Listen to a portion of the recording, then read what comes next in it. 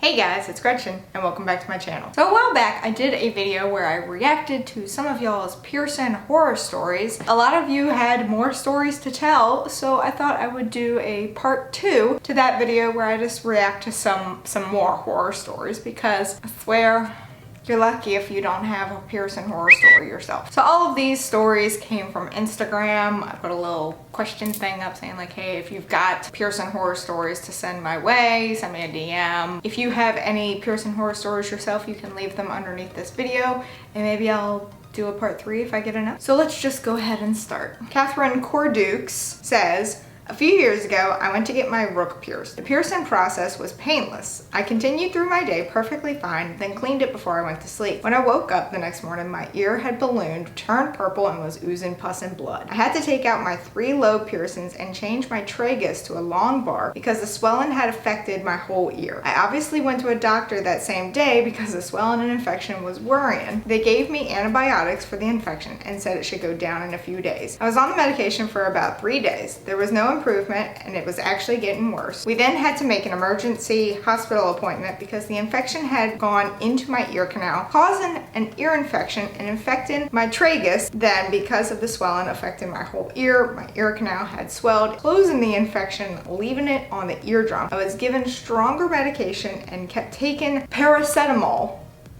Did I say that correctly? The swelling eventually went down and the infection calmed down. I saved my tragus, but my rook just wouldn't heal. Always having huge bumps on the top and bottom and getting infected no matter how many times I tried. I retried it and have had to wait until this year to finally get it re-pierced in a different spot, right next to the old closed up hole. I still have troubles hearing on that side and no one's sure what caused the infection. I've had most of my piercings from that shop and there's not been an issue with any of them except this one. That's horrifying. Like, you sometimes hear about how like there's a very small chance of you losing hearing of any kind with ear piercings because they don't, you know, typically affect the ear canal or your eardrum or anything like that. But when you get a massive infection like that, that's absolutely terrifying. Like, my rook gives me problems a year and a half later, but nothing of that scale. It just gets crusty and will occasionally bleed because it's a bitch. But that's absolutely terrifying. I am so sorry you had to deal with that. Melly D 28 says, last August I got my septum pierced. The guy made it crooked. He took it out and re-pierced it right after another and it still was not straight. So after about a month I took it out because you could tell it was not straight. He kept saying it was my septum, but I got my septum pierced a few weeks ago and I went to another piercing shop. The guy did it properly and straight. Well, I'm glad you had a happy ending,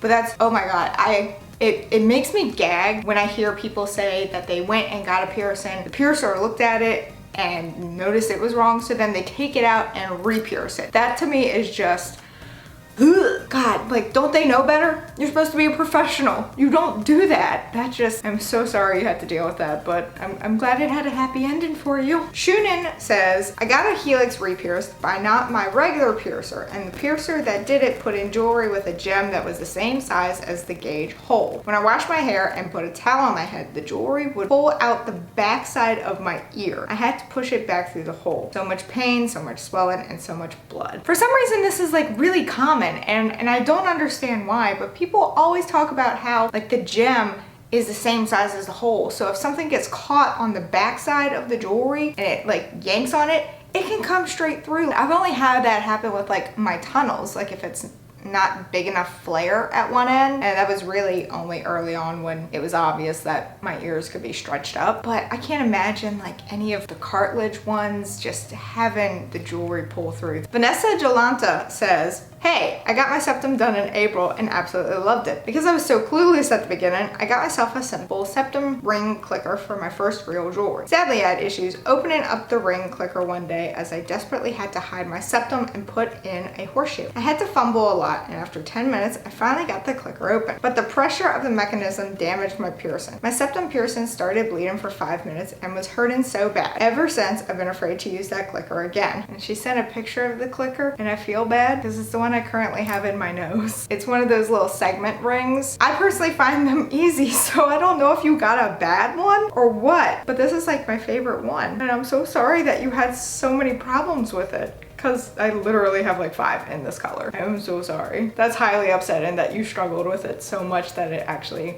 harmed your piercing. I'm so sorry. Heliana Photography 99 says, hey, I've got a piercing horror story. I had got my second helix piercing done and it was about 2 months old at this point. I was laying in bed with my partner watching a movie. He had his arm around me, but I was a bit uncomfortable, so I rolled over, which made him flinch. He pulled his arm out from under me. Must have hurt him somehow. What I didn't realize was my hair was wrapped around the back of my earring and my hair was attached to his watch. So as he pulled his arm out, it tugged on my piercing and it hurt so bad. I got up to assess the damage and noticed the ball had disappeared. I was confused, so we started searching for it and couldn't see it anywhere. That's when I realized the ball was in my ear. It got pulled through into my ear and it was lodged in my cartilage. It was late at night, so I couldn't go to my piercer. Instead, I had to push it back through to the front.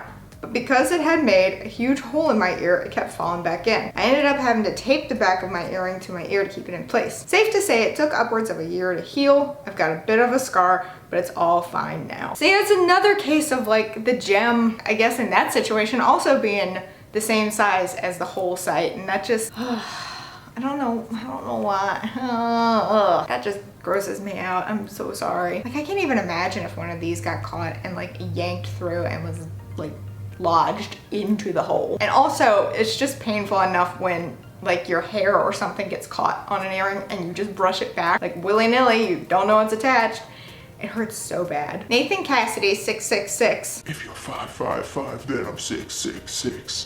No, okay. Before I knew piercing guns were bad, I got my tragus pierced with one. First of all, how did you fit a piercing gun across your tragus? Oh, okay, I'll get to that. I got my tragus pierced with one, but then got stuck, but the lady didn't know and went to take the gun away and it ripped the earring through my tragus. So much blood, and now my tragus is in 2. I'm the dude with 3 tragus. So fun. Still gotta process how a piercing gun can like fit in there to get across your tragus, because that's a very tight space. Like it's one thing if you get your lobe with it or outer helix, but your tragus is a tight space. I'm glad you know better now though, right? Johnny Rocktone says, not sure if this qualifies as a piercing horror story, but I finally got my rook pierced last weekend and 3 days later I went to my chiropractor appointment. I made her aware of my new piercing and asked her to stay away from it or work around it. Needless to say, when she adjusted my neck, she smashed the palm of her hand into my ear, bending it over and squeezing and twisting the jaw around in the piercing. So she did the opposite of what you asked. It swelled up and the whole side of my head began to throb. I moved the jewelry back into place and have been using saline spray liberally 2 to 3 times a day and ibuprofen, both to get the swelling down and try to avoid possible infection. Good news is that it's now been several days and the pain has diminished and the swelling is at a dull roar. It doesn't appear to have permanently damaged the piercing, but more of the story, don't get your neck adjusted with a fresh piercing. But you told her. Like, I've gotten a new piercing and like maybe a week later gone to get a massage, and they sometimes work with your head, like they'll turn your head and stuff like that. And I tell my massage therapist, hey, don't mess so much up here because I got a new piercing, I can't do anything with it. They're pretty good about listening. This person seemed like she did the complete opposite of what you asked her. Oh, you don't want me to touch it? Let me smash it in. That's just mean. Easy Dude said, I had an old friend or acquaintance pierce my ears. My mistake, I'm sorry. Good on you for putting the disclaimer. Because I wanted to start stretching my ears. It sounds odd, but my mom found out and wanted to take out the earrings that were in because they were the dangly earrings. She had me take them out and have her thread a needle with sew-in thread and tie it. It was embarrassing because who wants thread as an earring? I mean, it could be a trend. It ended up getting infected, little bumps filled with pus, and I didn't know until I accidentally scratched my ear and I felt it. My mom had to pop them and they hurt like hell. This happened a little over 3 years ago and I really wished I wasn't stupid and should have asked my parents to take me to get them pierced with a professional. They're fine now and I'm at 7/16 inch of gauge. Forgot to mention she used a sewing needle to pierce my ears. That's, oh God, that's awful. Friends don't let friends pierce one another's ears. Glad you know better now though. That, oh God. My mom used to pierce people's ears in college though with a sewing needle. She used to make money on it and apparently they turned out well.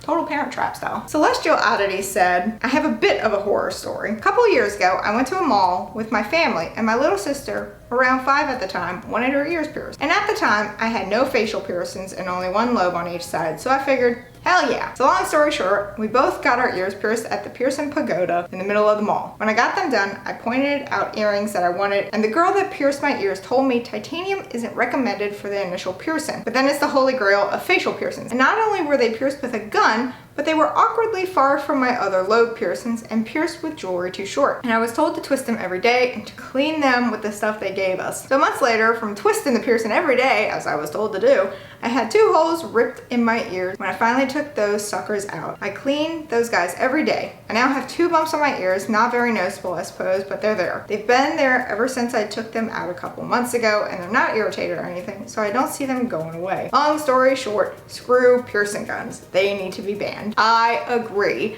I'm so sorry you had that experience. Just don't go to a mall and get your ears pierced, guys. Unless there's an actual tattoo shop there that does that, because that's where I got most of mine done. My typical place that I go for my piercings, they have a location at a mall, which is where I went for the majority of my piercings. So that's the only time it's acceptable. Otherwise, no Claire's or Piercing Pagoda. And the final story I have is from Panda Bear 6510. My piercing horror story is when I wanted my nose pierced at 19. At that time, I was still learning about piercing. For some reason, I thought it was a good idea to have my friend at the time pierce it herself at the time because my thought process was, why not? She has hers pierced. Another friend of mine tried telling me to wait and save up to get it done, but I did not listen and I told her, but I want it done now and not wait for months to get it due to save it. I also bought the jewelry already for my friend at the time to do it. The way this girl did this was she marked the spot with a Sharpie, then she got a sewing needle and grabbed a lighter and lit the needle to sterilize it like on Parent Trap, much like my mom did. Then she pierced it. After that, the pain really came when she put the jewelry in because the jewelry was bigger than the needle. She pushed it in with all of her force. I was in tears, it hurt so bad. A day later, it fell out due to it being a bone-shaped jewelry. She pierced it too high, and now I can't smell on that side of my nose. I ended up getting it redone professionally, and the piercer was training someone and told the person he was training why you need to pierce it in the correct spot. I looked at the piercer and said that's why I can't smell anything out of my nostril on this side because it got pierced too high up. Piercer told me yes, and that is why you go to professionals and to go to professionals from now on. I hope people can learn from this story. I'm also very lucky that I did not get any infections the first time. Oh my God. So you seriously can't smell anything on that side of your nose now? That's something I didn't actually know. So thank you for teaching us all a lesson. I've had no idea that if you pierce it incorrect. I know that there are spots where you have to make sure that you pierce in the correct spot, otherwise things can happen, but for some reason that just didn't cross my mind. Oh my God, I am so sorry. The moral of this whole video, people, don't let your friends pierce you. So that is it for the piercing horror stories this time. Thank you to everyone who submitted a piercing horror story. I'm very sorry that you had to have one to submit, but we appreciate it. If you yourself have a piercing horror story that you would like to share, leave them in the comments below and I may read it for maybe a part 3 later on. But that is it for this video. If you enjoyed it, please give it a big ol' thumbs up. Going down there and hit that subscribe button wherever it may be, because I don't know. Even though I do, this is just my shtick now. Also hit that notification bell in case you want to know when I upload, and in case YouTube wants to let you know when I upload, because I would really appreciate it. And until next time, bye guys.